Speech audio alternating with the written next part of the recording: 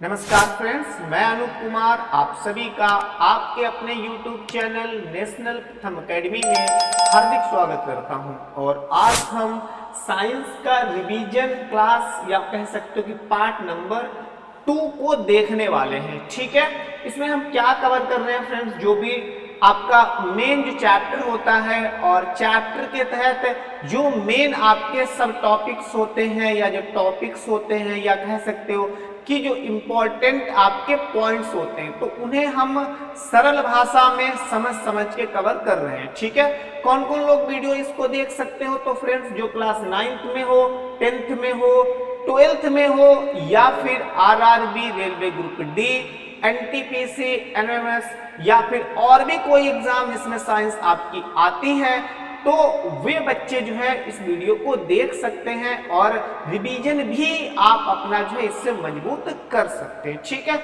चलिए भाई, आज जो हमारा सेकेंड चैप्टर वो कौन सा है, अम्ल, लवण व क्षार। एक नजर में, एक नजर का मतलब क्या है कि बहुत हम जो है चीजों को विस्तृत तरीके से नहीं समझेंगे, बस जो एक कीवर्ड होता है तो उसको समझने का हम प्रयास करेंगे। ठीक है, चलिए भाई ऊपर देखते हैं। चलिए, हाँ हिमांशु फट भी जाओ साइड से। अम्ल क्या हम पढ़ेंगे, पहले हम पढ़ेंगे अम्ल। तो कह रहा कि वे पदार्थ, अम्ल वे पदार्थ होते हैं जिनका स्वाद खट्टा होता है तथा जो नीले लिटमस को लाल में बदल देते हैं या उनके रंग को लाल कर देते हैं, अम्ल कहलाते हैं। ये जनरली आपकी जो है एक सामान्य परिभाषा अम्ल की हो गई है। फिर अम्ल के प्रकार देखिए, आयनन के आधार पर अम्लों को दो भागों में वर्गीकृत किया जाता है। कौन कौन से, प्रबल अम्ल और दुर्बल अम्ल। तो पहले प्रबल अम्ल को देखते हैं, जो जल में पूर्णतया आयनित या वियोजित होते हैं। आयनित का मतलब और वियोजित का मतलब क्या है फ्रेंड, जो पूरी तरीके से घुल जाते हो। क्या कर जाते हो, घुल जाते हो। अगर हम मान लिया अम्ल को जल में डालेंगे तो पूर्ण रूप से वो घुल जाएगा, वो हमें नजर नहीं आएगा। आपने अक्सर देखा होगा जो पेट्रोल होती है या जो मान लिया फ्रेंड जो तेल होता है, तो अगर उसको आप पानी में डालोगे तो वो ऊपर तैरता रहता है, हमें दूर से पता चलता है हाँ भाई इसमें कुछ ऐसी चीज है जो कि तेल से बनी होगी या तेल उसमें मिक्सचर हुआ होगा। लेकिन यहाँ पे कह रहा है कि वो पूर्ण रूप से जो है अम्ल जो होगा वो जल में आपका क्या हो जाएगा, वियोजित और आयनित हो जाता है। उसको हम पहचान नहीं सकते, उसको हम उसमें जो है देख नहीं सकते हैं। प्रबल अम्ल कहलाते हैं सामान्य तथा खनिज अम्ल, खनिजों से प्राप्त होने वाले अम्ल प्रबल अम्ल होते हैं। उदाहरण, तो उदाहरण आप इसमें दो उदाहरण दिए, आप एक ही उदाहरण देखिए, H2SO4, ठीक है ना, हाइड्रोक्लोरिक अम्ल हो गया ये, और HNO3, तो एक ये भी है। तीन उदाहरण है, आप इनमें से कोई भी दो जो भी आपको सरल लगे, सही लगे, तो उनको आप जो है याद कर सकते हो। ठीक है ना। दुर्बल अम्ल देखते हैं, दुर्बल अम्ल उसके जो है ठीक उल्टा है।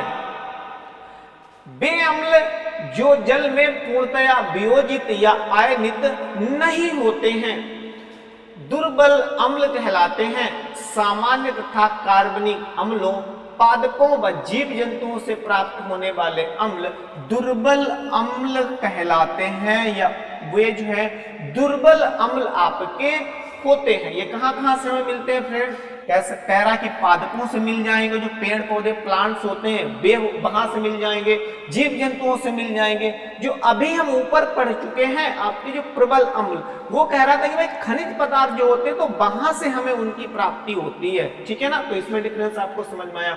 उदाहरण आप लोग जो है यहां से देख सकते हैं। ठीक है ना। चलिए, क्षारक अगला पॉइंट है हमारा, अगला टॉपिक है क्षारक किसे कहते हैं।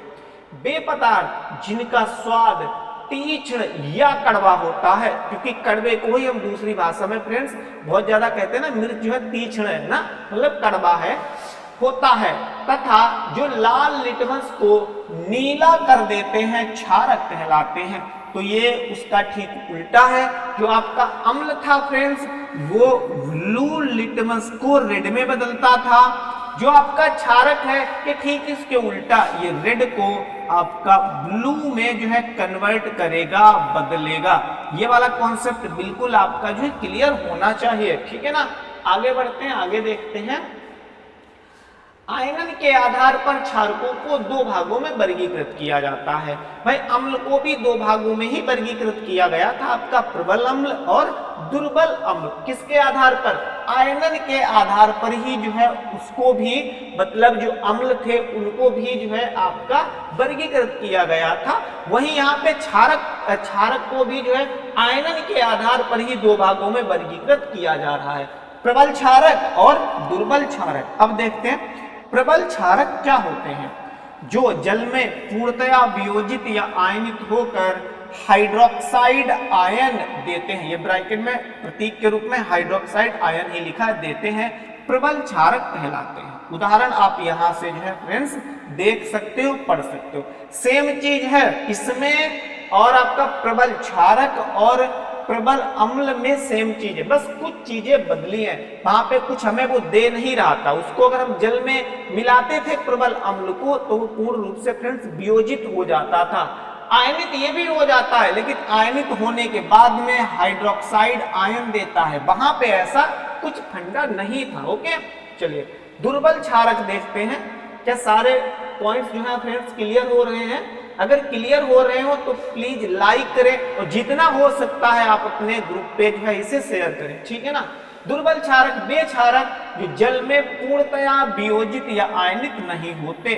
हमने जो है ये दुर्बल अम्ल में भी देखा था, दुर्बल अम्ल जो थे वो भी पूर्ण रूप से वियोजित या आयनित नहीं होते थे, दुर्बल क्षारक कहलाते हैं।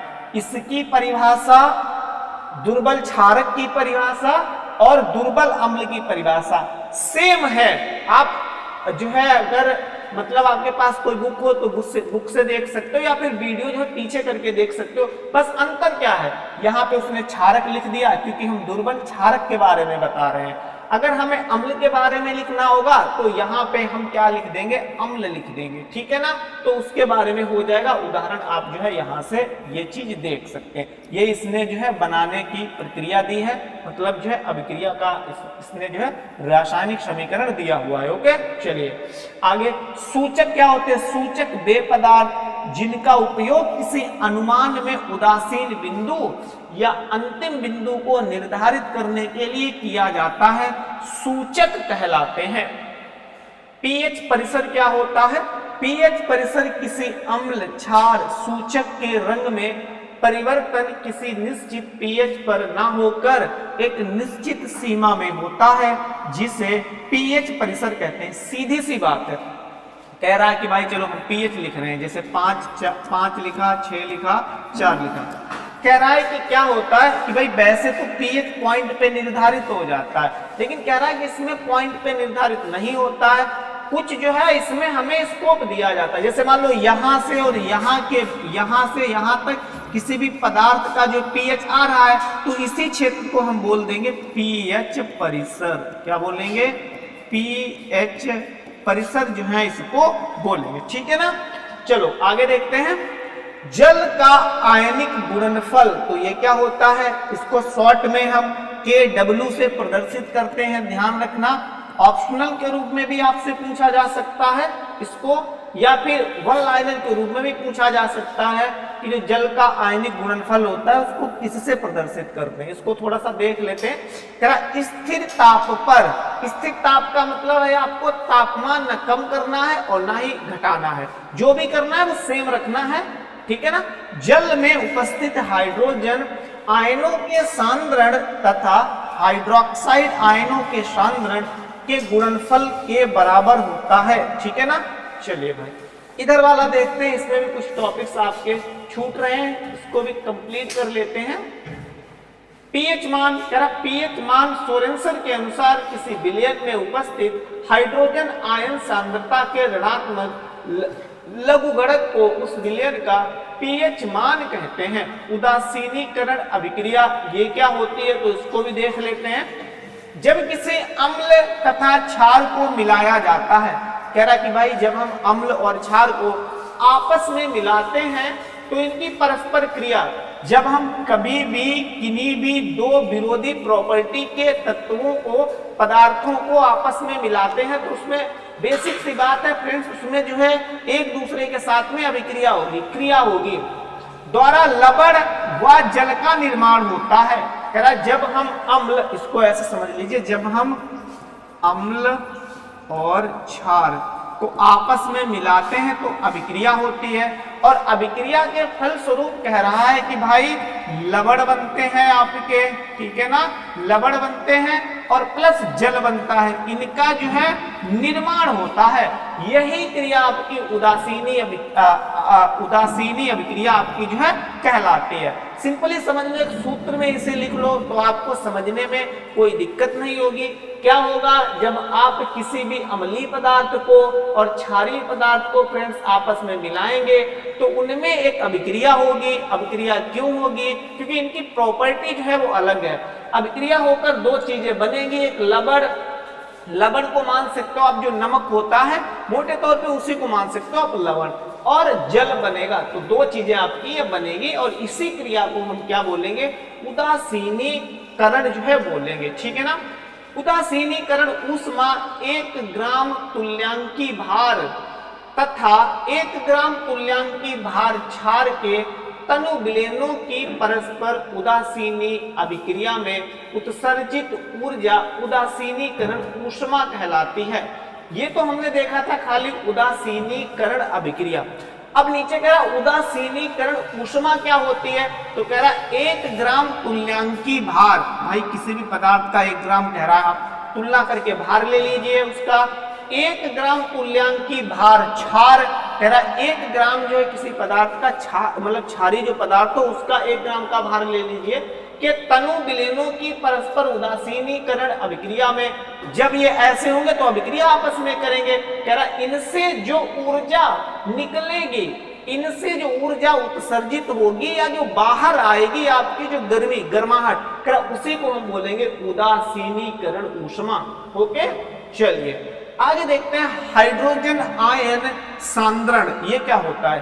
किसी जलीय विलयन में कह रहा है कोई ऐसी मिलावट या कोई ऐसा विलयन का मतलब घोल होता है, कोई ऐसा घोल जिसमें उपस्थित हाइड्रोजन आयनों की ग्राम अणु प्रति लीटर में मात्रा उस विलयन का हाइड्रोजन आयन सांद्रण कहलाता है। इसको फिर से एक बार समझते हैं।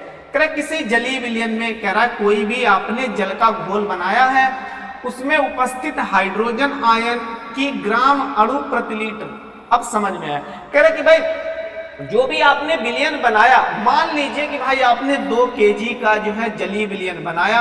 अब कह रहा है उसमें टोटल में कितने आयन आपके निकले, तो कह रहा है टोटल में चलो मान लेते हैं 10 आयन उसमें जो है निकले हैं। तो कह रहा है कि भाई बताओ कि जो ये आयन निकले प्रति लीटर में कितने निकले, तो भाई 2 लीटर था, प्रति लीटर में कितने निकलेंगे, 5 आयन आपके निकलेंगे। तो कह रहा है कि इसी संख्या को या इसी मात्रा को उस विलयन का हाइड्रोजन आयन सांद्रण कहते हैं कि प्रति ग्राम लीटर में, ठीक है, कितने आयन मिले, तो वही आपका कहलाएगा हाइड्रोजन आयन सांद्रण। ओके, चलिए अब पढ़ते हैं लवण। किसी अम्ल तथा क्षार की उदासीनी अभिक्रिया के द्वारा, अभी हमने बिल्कुल जस्ट पढ़ा था उदासीनीकरण अभिक्रिया, तो इसमें हमने 2 चीजों को मिला दिया था, अम्ल को मिलाया था, क्षार को मिलाया था। इनको मिलाने पर 2 चीजों का निर्माण हुआ था, एक लवण और एक आपका जल। तो यहाँ पर ये सेम चीज है फ्रेंड्स, कह रहा लवण किसी अम्ल तथा क्षार की उदासीनीकरण अभिक्रिया से प्राप्त आयनिक ठोस को लवण कहते हैं। इसके प्रमुख लक्षण होते हैं, कह रहा है कि इसके लक्षण क्या होंगे, ठीक है ना। ये जो नीचे नाम दिए गए हैं फ्रेंड्स, ये आप मोटे तौर पर समझ सकते हैं, उसके जो लवण है उसके उदाहरण ही है। इसे सोडियम क्लोराइड, कह रहा है एक साधारण नमक होता है, हाइड्रोक्लोरिक अम्ल तथा सोडियम हाइड्रोक्साइड विलयन के संयोग द्वारा बनता है। इसमें जब हम 2 चीजों को मिलाएंगे, हाइड्रोक्लोरिक अम्ल तथा सोडियम हाइड्रोक्साइड विलयन के संयोग से बनता है। फिर सोडियम हाइड्रोक्साइड, इसमें क्या करते हैं, सोडियम क्लोराइड के जलीय विलयन से विद्युत प्रवाहित करने पर, जब हम उसमें विद्युत प्रवाहित करते हैं, छोड़ते हैं या वियोजित होकर, तो यह टूट जाता है आपस में अभिक्रिया करने के बाद में और सोडियम हाइड्रोक्साइड उत्पन्न करता है। ये सभी लवण के आप उदाहरण समझ सकते हैं, ठीक है ना, सोडियम क्लोराइड और सोडियम हाइड्रोक्साइड।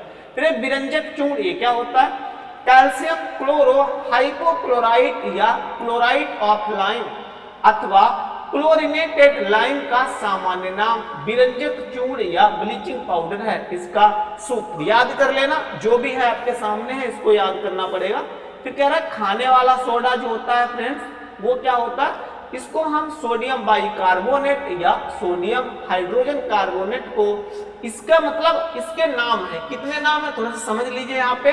चाहे तो खाने वाला सोडा बोले, क्या बोले, खाने वाला सोडा बोले, या सोडियम बाइकार्बोनेट बोले, या सोडियम हाइड्रोजन कार्बोनेट बोले, इसका मतलब क्या है कि खाने वाले सोडे की ही बात हो रही है, को सामान्यतः खाने का सोडा भी कहते हैं। इसका सूत्र आप देख लीजिए NaHCO3।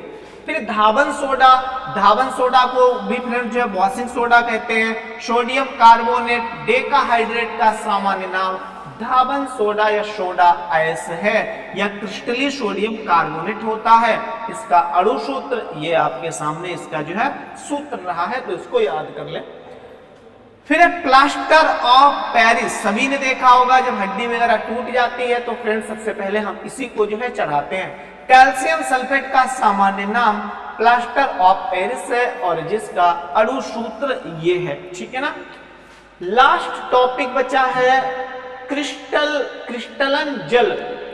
जल योजित लवण कुछ यौगिकों के क्रिस्टल शुष्क दिखाई देते हैं, परंतु वास्तव में उनमें कुछ जल अणु संयुक्त रहते हैं। यह जल क्रिस्टलन जल कहलाता है तथा इस प्रकार के लवण जलायोजित लवण कहलाते हैं। सो फ्रेंड्स, ये था चैप्टर नंबर 2 जिसमें हमने कंप्लीट किया है अम्ल, क्षारक और लवण। अगर वीडियो आपको पसंद आ रही है तो प्लीज इसे अधिक से अधिक लोगों तक शेयर करें। Thank you, have a nice day.